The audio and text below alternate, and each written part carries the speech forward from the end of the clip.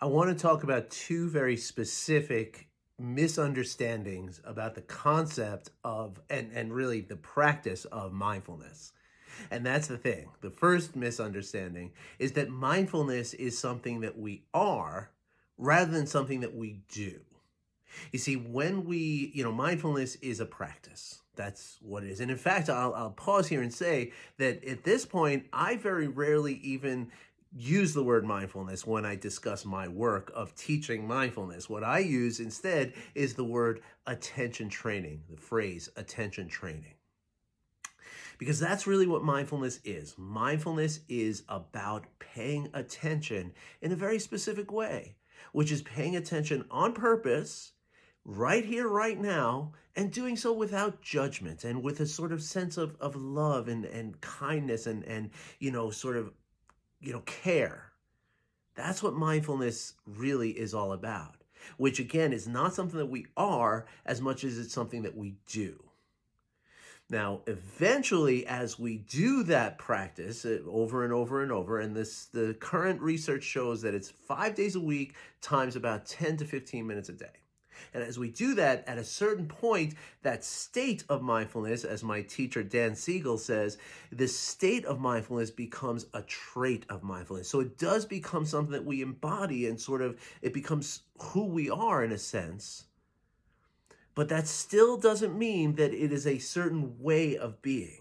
Okay, now, one of the things that does come from one of the most important benefits of attention training is emotional regulation. And that leads me to my second misconception out there about mindfulness. That a lot of people believe, it seems, that to be mindful is to never be angry or to never express anger. And nothing could be further from the truth. The truth is that mindfulness is simply about experiencing anger in a regulated and sort of present and aware way, to put it simply.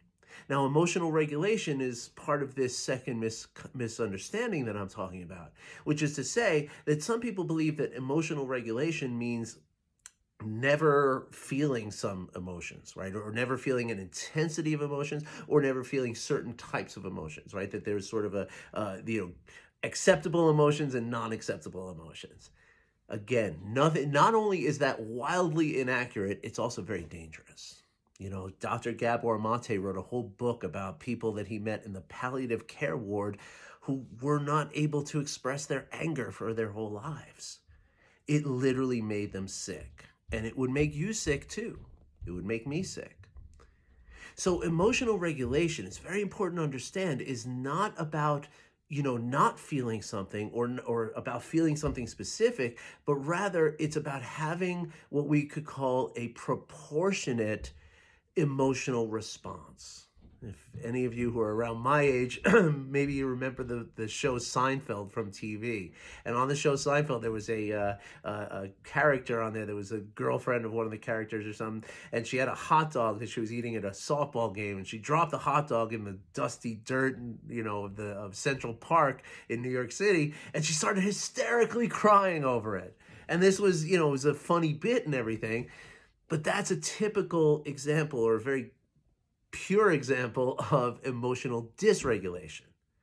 But now if somebody told her some really devastating news and she had that same, breakdown response, well, then that would be appropriate and proportionate. It's not appropriate to cry uncontrollably because you dropped a hot dog. And so emotional regulation is not about like a flatness of emotion. It's about a proportion of emotions, or a proportionality of emotions. And it's not about not showing your emotions either. Now, as we practice mindfulness, we start to gain this skill and this power of emotional regulation in which we can, harness that emotional reaction or that response. And in that, we then start to learn more about ourselves, and we start to grow, and we start to heal from this experience of whatever the emotion is. And this is where we enter into that, beautiful world of emotional intelligence, which I'll talk about in another video. Hope you all do well. I wish you well. Take care.